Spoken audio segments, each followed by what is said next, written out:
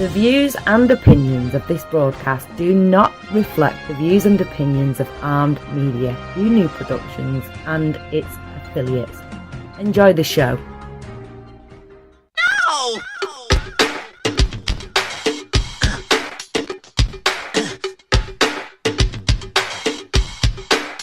I'm going down to Alphabet Street. I'm gonna crown this girl that I meet. I'm gonna talk so. Good evening, everybody. This is Cathy, and it's time again for the F word.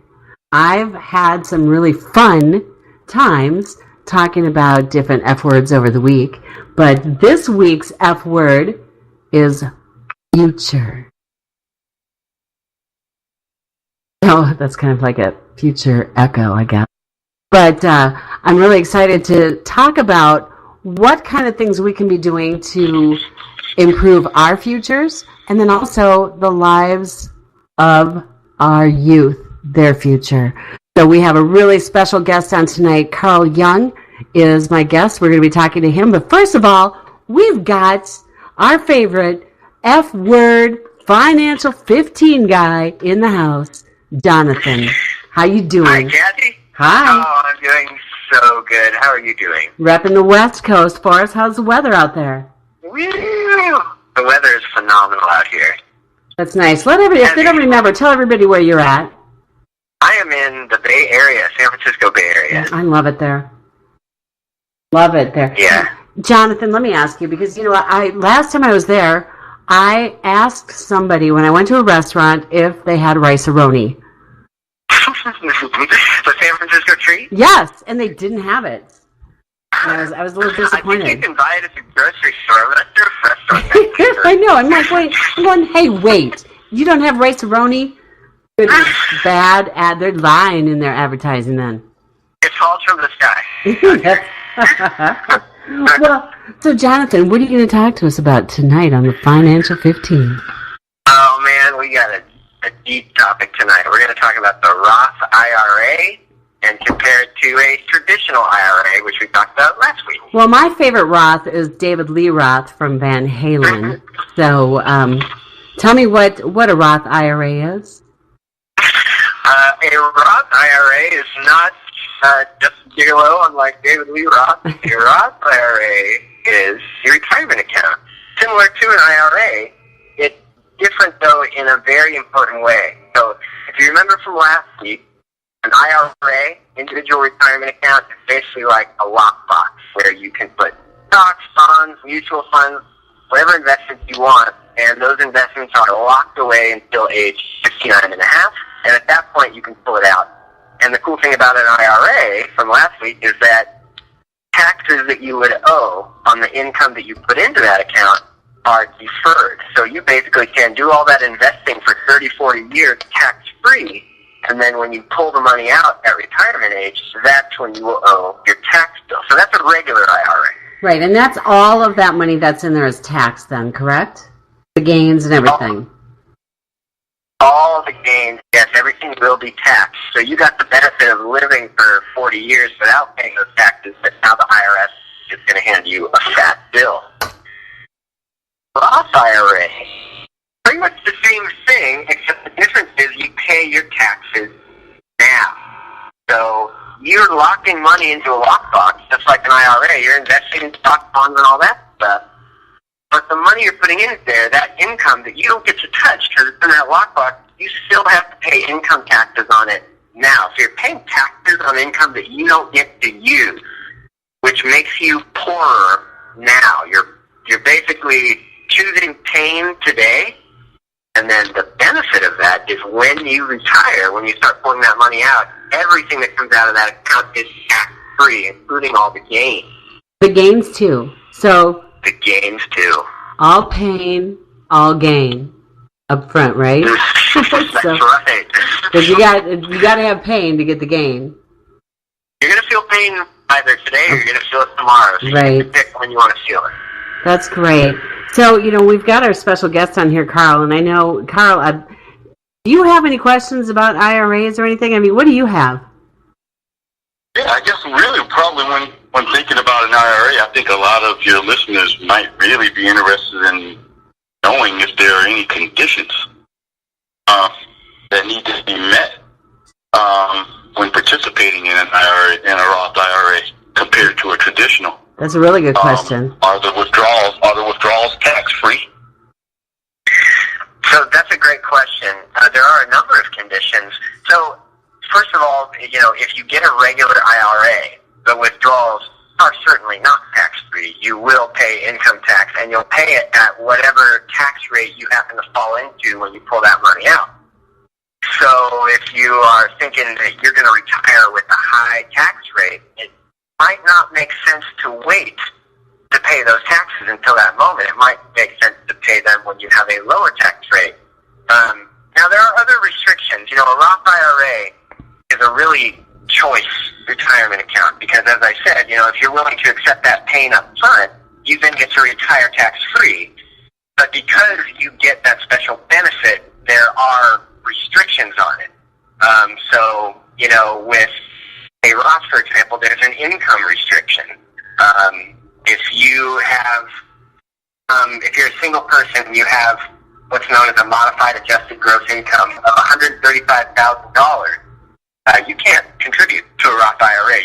You're too wealthy. So this is really designed for middle-class people only. They did not want the Roth IRA to be just another tax shelter for the wealthy. Oh. Yes. If you are wealthy, you can't get one, essentially. No soup for you.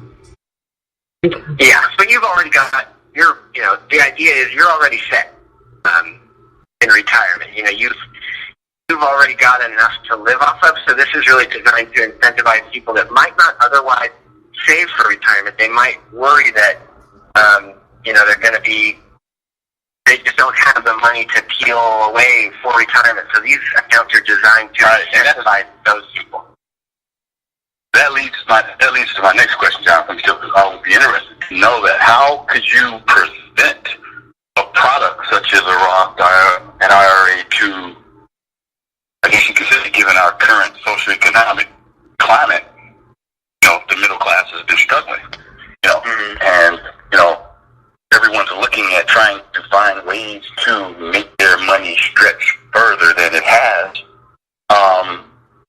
yet struggling to find ways to save, much less pay tax penalties, when in any investment account. So it's like, how could you educate and present a product such as that as being something that can be beneficial for them toward their future? Yeah, there you go. Good job. First of all, I wouldn't think of these accounts as having tax penalties. Because I think if you approach it that way, it's only a tax penalty if you don't do what this account wants you to do. So if you open an IRA and you pull your money out early, that's not what the account is designed for, and in that case you will face a penalty. But in all other ways, if you use the account properly, you're really just owing the taxes that you owe according to the law. You're owing the same taxes everybody else would owe. So thinking of it as a penalty makes it feel like accounts are penalizing you for putting money away, when in actuality what these accounts do is they create an exception to the rule just for you. If you open one of these accounts, you get to be the exception. Because, for example, if I just go out without a retirement account, whatever, I go out and buy a bunch of mutual funds and then watch those grow over time, my income that I used to buy those was taxed, and then the growth in that account is also taxed, capital gains tax. Whereas a Roth IRA, if you open that specific account, you won't pay capital gains taxes. You will invest money that has already been taxed, but then the IRS and Congress allow you to take it out tax-free upon retirement. If you think about it, that's not a tax penalty. That is a tax windfall. That's a very special exception that they've made just for the middle class. So if we're looking for ways to encourage people that are struggling in the middle class to save, aside from basic budgeting, which we talked about a couple episodes ago, it's absolutely crucial to budget. Aside from that, with people financial literacy so they understand that these accounts exist to benefit them, it's crucial. A traditional IRA is a great vehicle for somebody that might be struggling to save for retirement, because you get to put that money in there tax-free right now. So you have more money in your pocket now. More money in your pocket right now, more money to fund that account. The IRS basically treats it as if you never made that money at all, so you don't have to pay any tax bill on it until you retire. And a Roth IRA has wonderful benefits as well if you can stand the bite of that tax bill today. Then a middle-class person could conceivably have much more money to retire on when they get older that they wouldn't otherwise have had. Okay. So thank you. And I'm sorry, Carl, what are the limitations as far as how much they can put into a Roth? What about even ages? Ages is good too. Ages? Yeah, so there's different restrictions. So for an IRA, anybody who's under age 70 and a half that has taxable income can open an IRA. So basically, an IRA is for anyone and everyone. There's no income restriction on an IRA. The only restriction is an age restriction. So you can be a millionaire and you can still open an IRA. Okay. Now, the amount that you can actually contribute is limited, and I believe it's limited to either $5,500 or $6,500 in 2018. Okay. A Roth, on the other hand, anyone of any age can open one, so you can even open a Roth if you're 80 years old. There's no age restriction, but there is an income restriction. So a Roth is really not designed for wealthy people. At the same time, a regular IRA also has limitations if you have a 401k. So if you that's something that wealthy people tend to have. Their jobs offer 401ks, really nice retirement packages.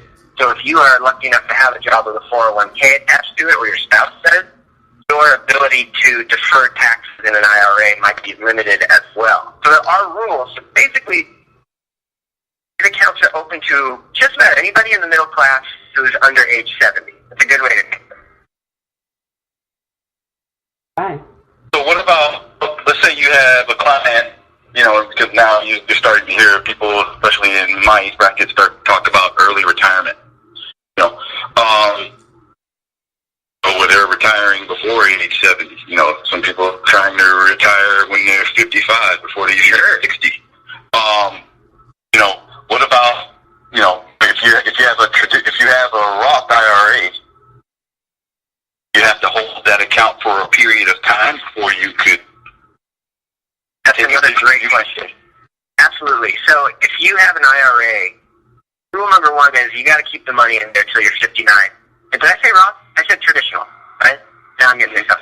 A traditional IRA, you have the regular old IRA, you have to keep that money in there until 59 and a half, or you'll face penalty. 10% penalty. Now, there are exceptions to that. There are exceptions for medical emergencies. If you want to pull some money out, $10,000, and use it for a first-time home purchase, you can do that without facing penalties. You'll still owe the taxes, but you won't owe the penalty because of those exceptions. So with an IRA, you got to keep it in there till 59 and a half. And in fact, when you turn 70 and a half, you're required to start taking money out of it, even if you don't need it. And the reason for that is you never paid taxes on this money, and the IRS wants what's owed to them. So you've never paid your share, and you're age 70 and a half, they're done waiting. They're going to force you to use that money. That's it. A Roth, on the other hand, is different. The contributions that you make to a Roth can actually be withdrawn penalty-free and tax-free at any time, even before 59 and a half. That's not including the earnings on that account, not the growth. But what you put in there, you can pull back out if you want. You've already paid your taxes on it. You're good. As long as you've had the account open for 5 years, you can take the money out. Oh, good to know. Yeah, and there's your benefit. It's willing. Yeah, Just doing it earlier. That's right. So if you're thinking you might retire early, then a Roth is something to consider. And in fact, with a Roth, you also have those other exceptions too. You can pull $10,000 out of the earnings penalty-free to buy a home, stuff like that. And here's another awesome benefit of a Roth. Speaking of being required to do things, with a Roth, you're not required to take the money out ever. So with an IRA, because you never paid your taxes, the IRS comes knocking at age 70 and a half, and they say, you got to take that money out and you got to pay up. But with a Roth, you're not required to take the money out at age 70 and a half. You can actually let your Roth grow tax-free for the duration of your lifetime, and even pass this fully funded Roth to your kids so they can take the withdrawals out tax-free. So the IRS says, you already paid your taxes, so we don't really care what you do with this. Congratulations, you have a fully funded tax-free retirement account, which is why Roths make such excellent wealth transfer vehicles. As long as you're not too wealthy to actually have a Roth, you can pass it on to your kids. That's wonderful. So, and you can start the Roth, though, when you're, here's the thing, when you're younger and you're not wealthy, you can start your Roth IRA, right? Can you continue contributing to it when you are making too much? Or do you have to stop? So, yeah, if you pass that income threshold, you're done contributing to the Roth. Okay. But that doesn't mean the government is going to show up and take your Roth away from you. Right. You own You still what have you it. own. It's yours. And so, who's a good person for a Roth? And again, I'm not a financial advisor. I'm just an economics teacher. So this is something to have a conversation with a financial advisor about, definitely, before you do anything. But I would just say, a good person who might want to think about the Roth would be somebody who is in an entry-level job where they're not making a lot, and maybe they will be making a lot when they retire. So that person's got the lowest tax bracket now that they're ever going to have. What a good time to pay your taxes. Right. You want to pay the poorer man's tax rate. So we're young college graduate. You're a young college graduate just getting into the workforce. That's Yes. right. Whenever you're poorest, good time to pay your taxes because your tax rate is low. Now, that also sucks because you're at your poorest and you're paying taxes. So, that's a downside to consider. But then when you retire and you've made a fortune and you're making a high salary, you won't owe any taxes because you paid them. And let's reverse that for a second. Who's a good person for an IRA? Well, think about, let's say a wealthy basketball player who's 25. That person's making a fortune right now.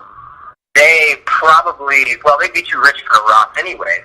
A regular IRA allows them to defer their taxes to when they're 55. Their career is probably over by then. They'll be making considerably less. So they want to pay their taxes when they're old and their income is very low and defer the taxes when they're young and rich. Beautiful. Jonathan, that's great information. It really is. I mean, I don't think people look at it. I mean, they hear about Roth IRA and IRA, but nobody really knows what the difference is. And if they do, they're probably mistaken. There's so much. That's an education. There's an education there for, especially now with, once again, we're talking about futures, and you're talking about, you got a graduate class, you got people just now struggling into the workforce, and everyone to figure out, how can I make my money last? How can I prepare for the unknowns? That's right. Financially, and if I can sacrifice some things while I'm young, I mean, this is information I wish I would have gotten when I first graduated from college and first entered the workforce. There were plans available that could help you prepare for these future decisions. A lot easier and simpler when you're in a position where you can make those sacrifices when you're just starting out and gaining financial literacy and financial education. Yes. And by the way, you make a really good point about people entering the workforce. Millennials, which is my generation, are the worst savers that we've seen in the past few generations. Millennials are not putting money away for retirement, and there's a lot of factors for that. Namely, income levels have not kept up with the cost of housing, so millennials are spending their retirement on their rent. And that's a whole other conversation. The point is, this is stuff people need to know now. Now, exactly. Now, Jonathan, where can they go to get more information from you on Roth IRAs this week? I've created a website that might help people get some of I'd say it's more than basic information. There's some good details on there. And that is my website, onepointbusiness.com, 3 words, onepointbusiness.com/Roth, R-O-T-H, like David Lee Roth. And I just want to say one more thing here, and that is, for everybody listening out there, if you're looking for, what is the perfect account for me? What is this, what's the one-size-fits-all account that's just the right one? There is no perfect choice.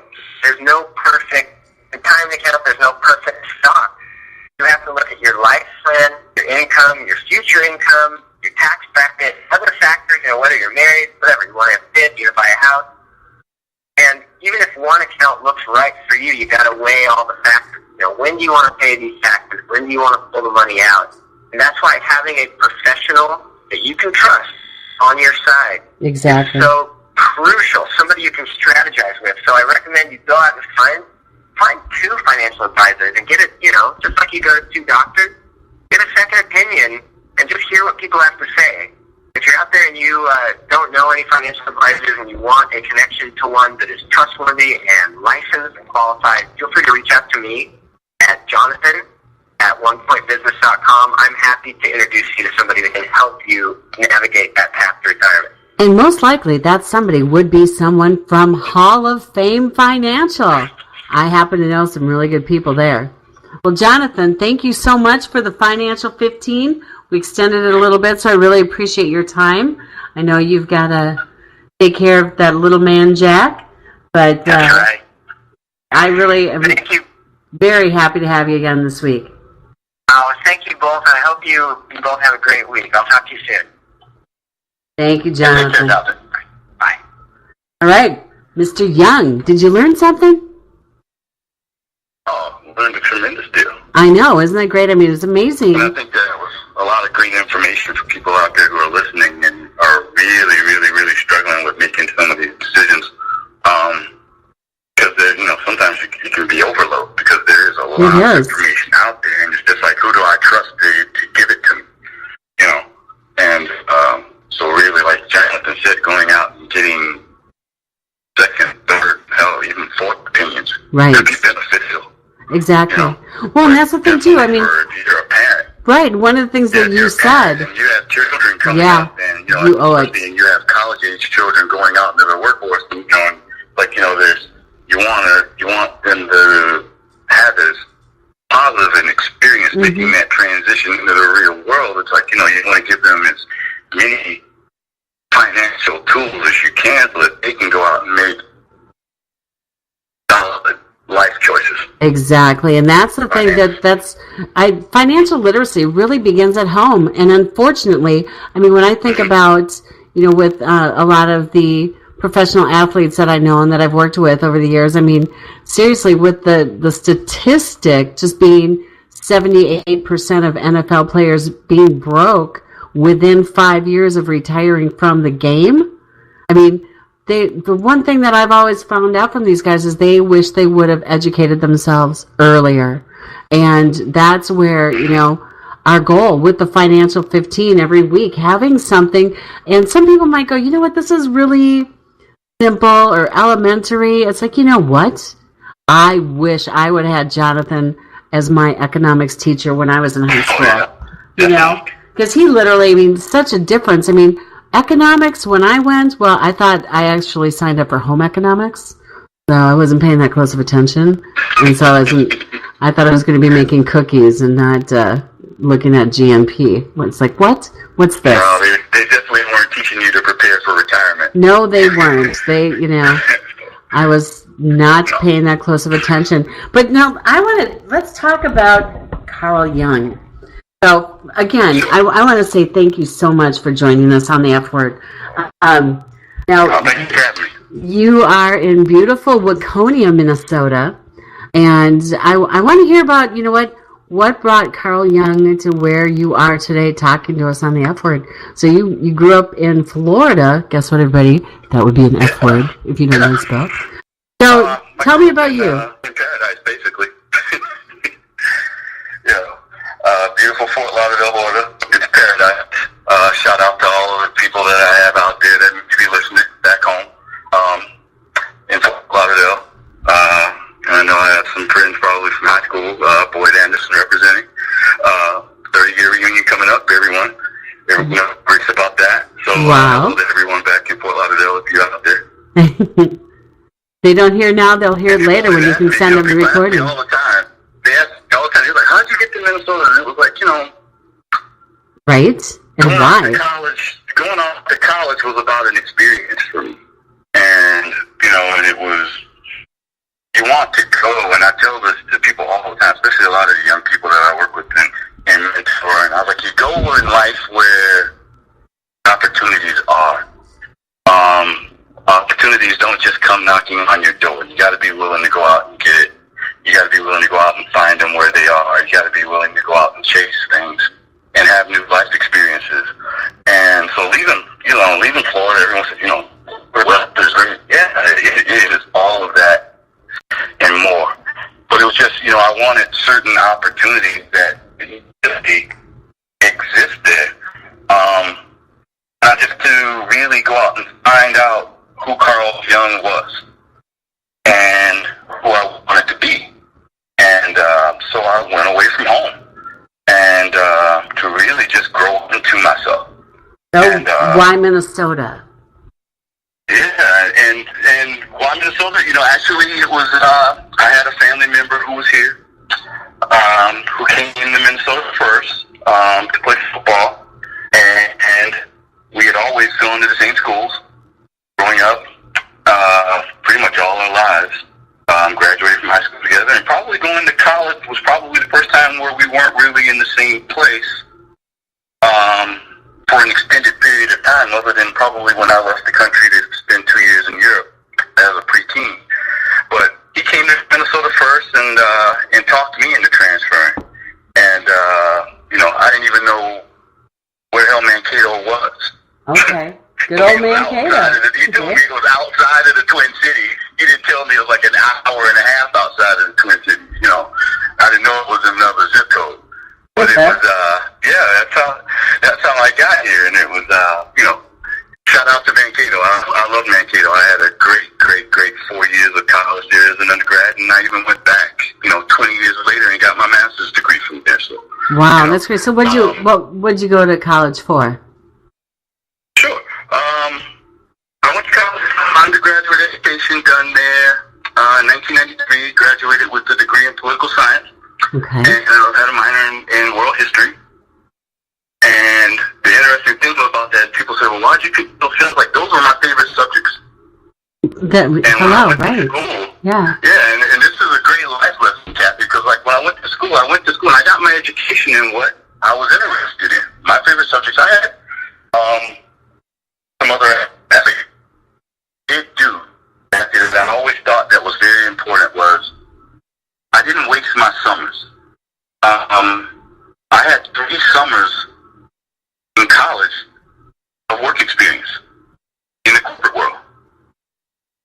You. So I was able to go out and gain my education in the field and subjects that I was interested in, but I also had work experience behind it. No, that's so important. I interned for Norfolk King in Iowa one summer. I interned in Miami, Florida. I interned in downtown Minneapolis with a couple of different organizations, and was able to put something on a resume when it came time to look for it when it was time to graduate from college, other than I got a degree. I was able to say, hey, summer of 1990, I did this. Summer of 1991, I was in Iowa interning for Norfolk King. Summer of 92, I was working for TM Associates in Miami, Florida, doing legal research. And because that was the most important question I got asked when I was going through the interview process as an undergraduate. What kind of work? First thing they would say is, Carl, yeah, we see you got an education, but what have you done? Right, what kind of work experience do you have? What's your work ethic? Right. Yeah, and I tell people all the time, I tell young people all the time, don't just go home and want to party and have a good time and sleep in and do all that. Like, if you got to do something, if you can get a job putting files in a file cabinet for someone, do it.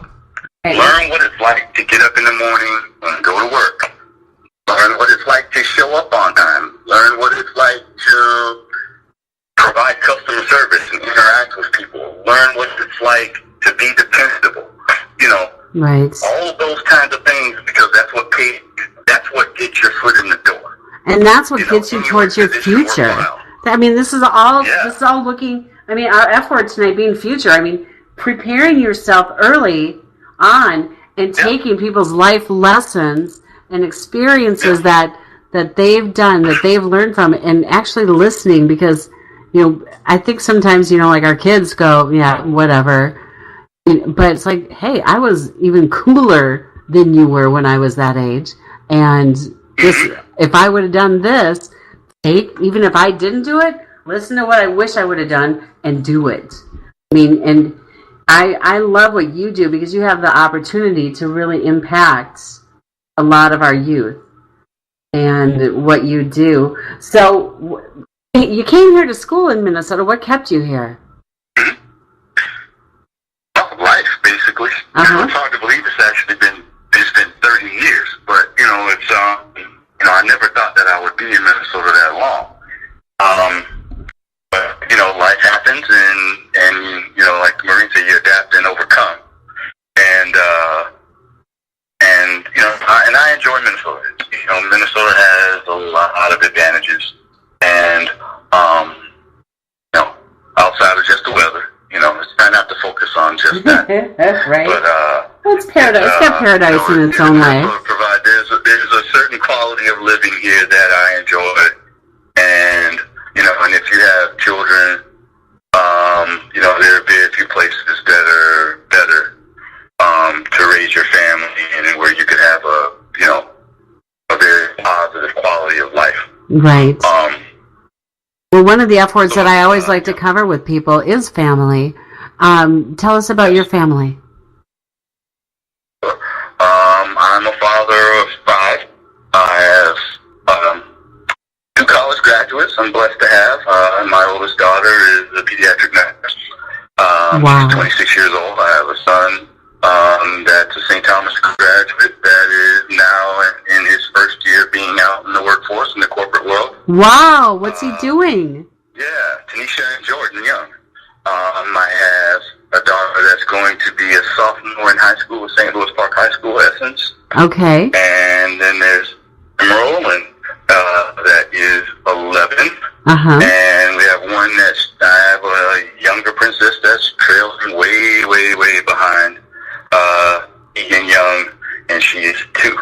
Oh, I'm so jealous. Yeah, I have a lot keeping me here. I have a lot, yes, I have a lot of blessings, and I'm really, really blessed that, the first 2 go off to college and graduate in 4 years, and are now, able to take advantage of this advice that we've been given now, because now they're earning a paycheck for a living for the first time, and, needing to learn early. Exactly. Financial literacy and preparing for their futures now. My oldest daughter, she's going to be getting married in April, so, she has a family of her own now, and maybe preparing for those kinds of things. So, they're like years ahead of where I was when I was that age. It was, listening to Jonathan give a lot of this advice, a lot of the things I wish, when we were going through our 20s, it was just about staying afloat. Right. And working more than one job. Way. Exactly. Yeah, finding your way, and so they're in a position now where this is information they need to be getting for themselves, that they can plan for their futures and their retirement and their families and their children going down the line.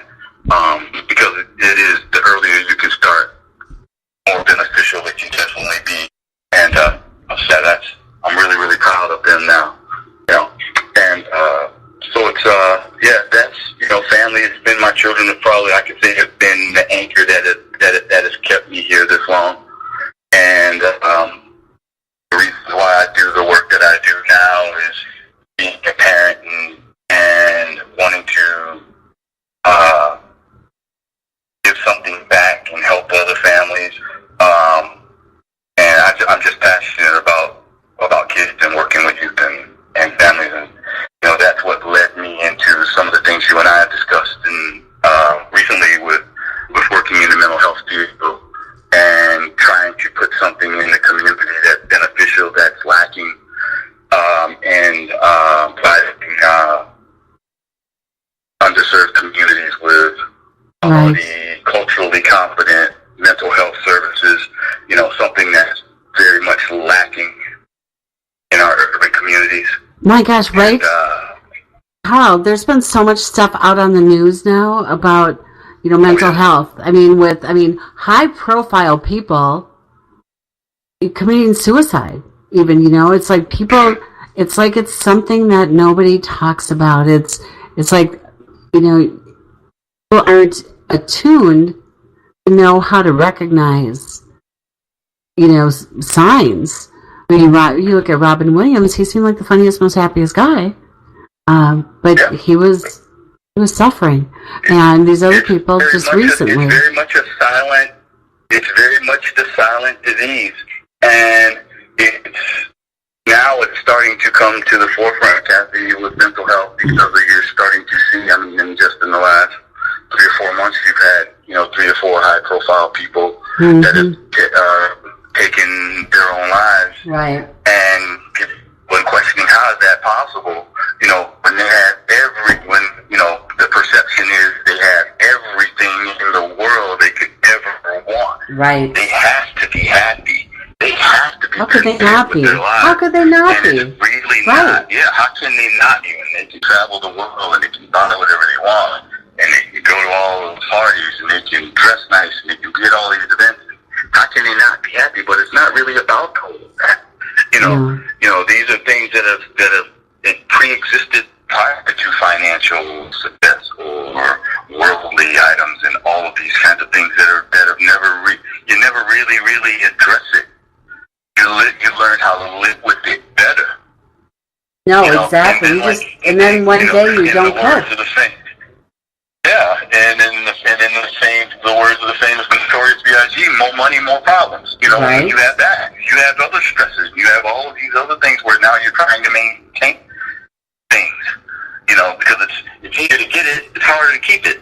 All of these kinds of underlying things that can impact lots of people in lots of different ways. So it's, on the outside it might look like it's gravy and everything's good, but you never know inside what another person's struggle is because we're not walking in their shoes. Exactly. And now what we need to understand is that these things don't happen in a vacuum, Cat. No. There's genesis for all of these kinds of things that's happening, and now we're starting to see it manifest itself in not just people that are taking their lives, but in just mental health in general, and the things you're seeing around the country with young teens going into schools and committing violent acts and committing mass murders and all of these things. These are all, this is all mental health. These are all things that have come out sideways because of things that were needed that weren't addressed. Why do you think this is getting like this? I mean, because it seems like it's getting worse instead of better. That's an interesting question, and it's really hard to answer because everyone wants to look for the easy answer for that. Right? How could this happen? There is no easy answer. And our world is our society, and everything's changed. We've become so apathetic and so desensitized about what's going on around us. And we've become disconnected with ourselves. We've become disconnected with our families. We've become disconnected with our peers and our relationships and our communities. These are all red flags. That are presenting themselves, and they're just not being heeded. Here's a question. All of a sudden, someone goes into a school. And shoots 20 people, and then everyone's like, what happened? Right. How do we stop it? Yeah. Well, here's a question. Is it more prevalent in the U.S. than other countries? I think you will hear a lot of intellectuals, state that, we live in a violent culture here,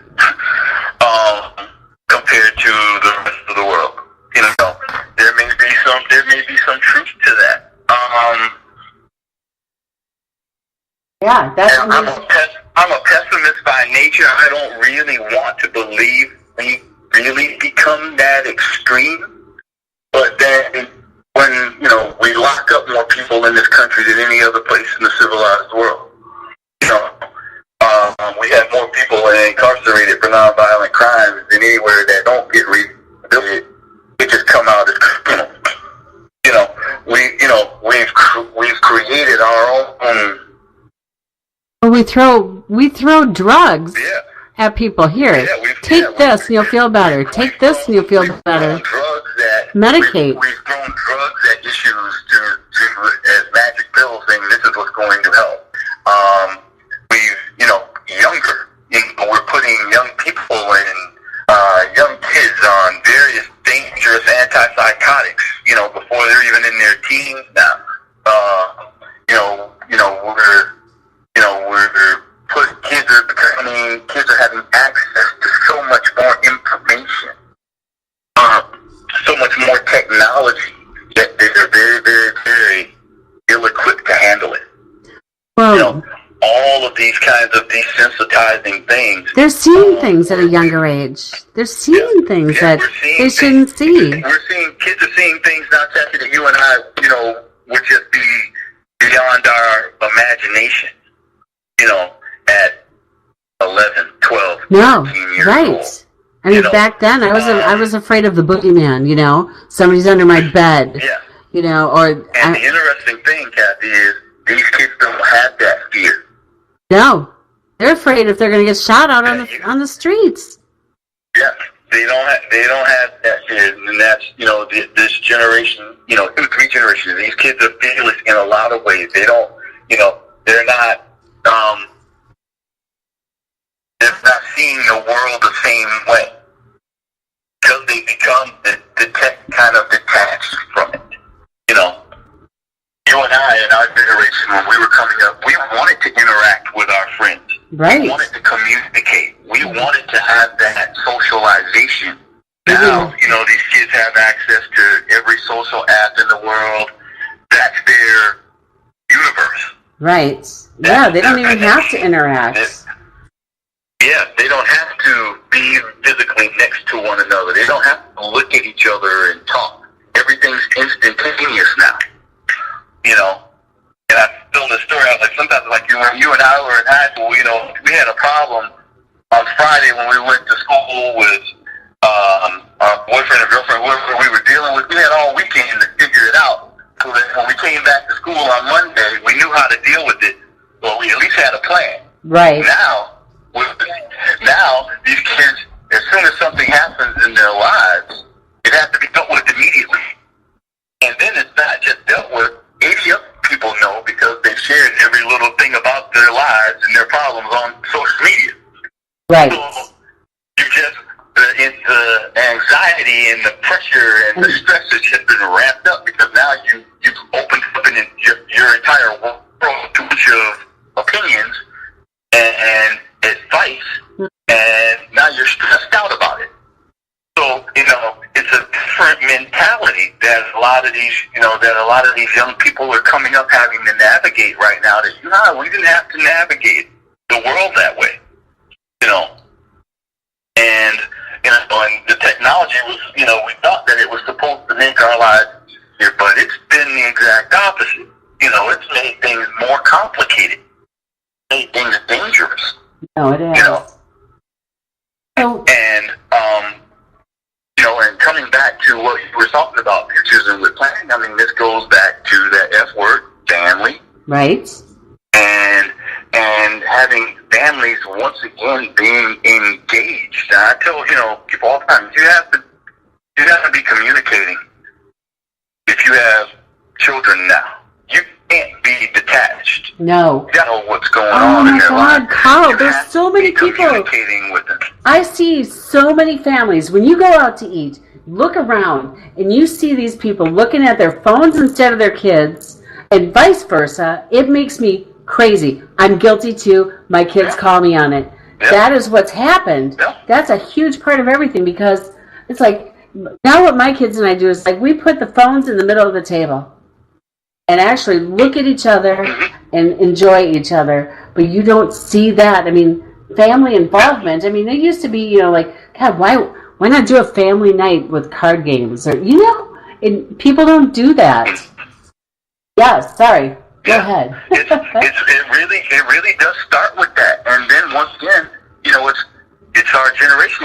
When you and I were coming up, you had mom. You might have had mom and dad at home, and it was now. It's I remember speaking with a young person that in the high school where I was doing some mental health counseling at, and I remember asking a young lady, what's the vibe like at home with you? And she was like, Mr. Carl, we live in a $800,000 house, and we have a great presentation in the community, but she was like, it's toxic in our home. And I was like, well, what's it like with mom and dad? And she said, well, dad comes home from work, he goes down to the basement, mom comes home, she goes in her room and closes the door. And I'm Wow. And she was like, I just leave. That's And what, she says, yeah, that's amazing. every day. And and you're starting to think, wow, really? And she's 16. Right. You know, What is that so like, teaching her? you know, What's that teaching her? Yeah, it's like, where are you going where you should leave the house all night? It's sitting home, because you don't want to be home, because you just don't be so. Is it getting any of your needs met? Don't feel wanted. No one's communicating. No one's talking. No one's asking you about your life. So you're going out looking for answers elsewhere. Yeah. And that leads to all kinds of other things. I've done groups where I've sat and I've asked young men questions where I was like, how many of you have talked to your mom and dads about certain things with making life transitions and growing up into young men and women? And, how many of you have sat down with your dad and said, Dad, how should I treat a woman? Group of 11 boys, Right. not one of them raised their hand. And I Wow. asked the same question. I was like, what about mom? How many of you guys have sat down with mom and said, Mom, I'm starting to date for the first time. What do I need to know? Not one of them raised their hands. And one of the kids said, Mr. Carl, I just use Google. Oh, I Google it. And that Yeah. right there tells you everything you need to know. And I'm like, how did that work out for you? Well, It okay. worked out very well. Right. But it was, it's that. It's avoidance. I mean, you don't have to have those The conversations. dynamic It used to be called. happening. It A used lot to of be these called the birds and the conversations bees. That's what the talk was. Yeah. Did you have the talk with Yeah. her yet? Yeah. Yeah. Yeah. No, now they can. Now they can Google it. Now they can go on porn sites because Yeah. they have access to everything, and Yeah. that's back to the whole They're desensitizing. going out and they're not even having these conversations with the two people that should be directly impacting their views and their attitudes and And setting them shaping up their with future. Oh my with gosh. information to have, positive futures and making good life choices.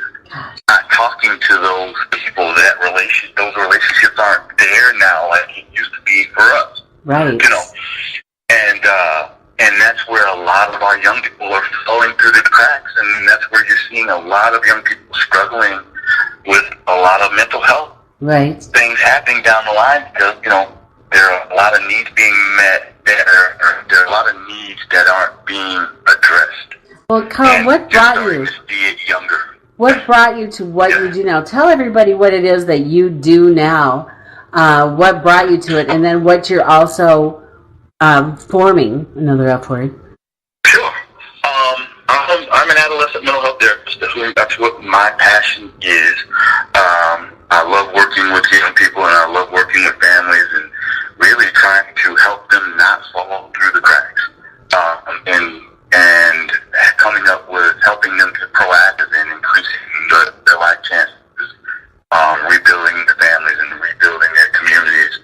And I got into this field, probably 7 or 8 years ago, after doing some, community service work with my fraternity brothers, where we created a mentor tutor program in St. Paul. Uh huh. And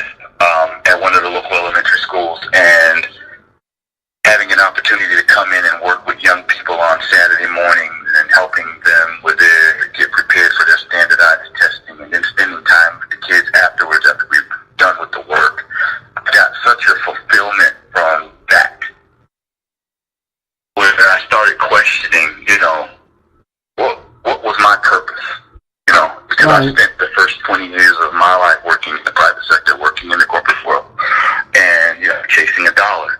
And one day, I had a mother come who would have meet and greets, Cathy, with the men that are working with their children on Saturday mornings, and I had a young mother come up to me and was like, and I was like, yes, ma'am. And she just hugged me and just started crying. And she was like, I just want to say thank you for what you're doing for my son. Comes home and he's like, Mom, I get to see Mr. Carl. Help me get prepared for my standardized testing. And he looks forward to coming here and seeing you, and you've been such a positive presence. And, and after that, you're kind of humbled by it. Right. And, and I started thinking, what am I doing? Mm-hmm. Maybe I'm not using my gifts. Maybe I'm not using my talents the right way. Uh-huh. Maybe I should be doing something more. Maybe this is where I should be trying to impact young people in my community and providing things for them that I was provided. That it takes a village mantra. I was fortunate enough to come up in a community in South Florida where I had that. Right. I never had a father figure. I never had a father in my life directly, but I had a lot of positive black male role models in my community that I looked up to that kept me on a positive path. Older peers, that grew up in the neighborhood that were a couple of years older than me. Educators. I had that growing up. That's what insulated me from making poor decisions and going down the wrong path. And now a lot of these kids don't have that. A lot of these young people don't have those kinds of positive presences in their lives to encourage them, to show them that there's nothing to be. Right. And that they can succeed, and that their circumstances don't have to dictate. Once again, that S word, their futures. Right. And then that's when I made the decision, Cathy, that I wanted to get involved in doing something in my community, and I went back to school and started educating myself, and I went back to Mankato and got my master's degree. That's so awesome. And then I started volunteering and doing some community-based nonprofit work, just getting my foot in the doors, trying to find the right niche that I wanted to fill. And it led me to the mental health side of dealing with a lot of these things that I'm seeing now in the community: anxiety, depression, lack of positive self-image, trauma, PTSD, things that a lot of our young people are suffering and bringing into our educational systems now, in our schools. And you're seeing a lot of that in the Twin Cities manifest itself in some of the things that have happened with teacher-student interaction. Oh my gosh, yes. And then leading towards going back to get my PhD in behavioral health, so that I can create something that can address that need in the community. And that's what's led me to the forming of Increasing Life Chances for Youth, which is a youth-based mental health nonprofit that I'm working at getting off the ground with your help and some help of some fantastic people who want to be involved in this process, with addressing a lot of these needs that aren't being met in a lot of our underserved communities. And yeah, so that's where we're at right now. That's so wonderful. Hearing all of the things that you're doing and the differences that you're making in the lives of these kids to literally impact their futures. It makes me think of Whitney Houston. I believe the children are our future. I'm not going to sing. I know everybody would want me to because I'm that good, but I'm kidding. But, teach them well and let them lead the way. It really is about at this stage in the game, with where we are, especially in our country and where we are politically and socioeconomically, it's our most valuable valuable resource right now is our children. Right, it is. And it's our responsibility. It's too late for us. Right? I'm a piece of work. It's going to be about our children now. Right, it is. They're going to be the ones that are going to create the new social change. Right. They're going to be the ones that have the opportunity to impact the future. And right now, we haven't really been investing in that. No. And, we've just been, our children right now have just been victims and bothered from a lot of things that have been happening, going on that have been outside of their control. Mm-hmm. And we need to protect that, and we need to find ways to right this ship. And, that is right. And let, give these young people the support and the opportunities to go off and increase their life chances. That's like my mantra. I love it. And create the change for the future so that this country and this world can be better than it is right now. Exactly. Carl Young, thank you for joining me on the F Word tonight. That is it. Everybody be thinking about this, the future, because the future starts today. Right, Carl? It does. All right. Thank you, and good night, everyone.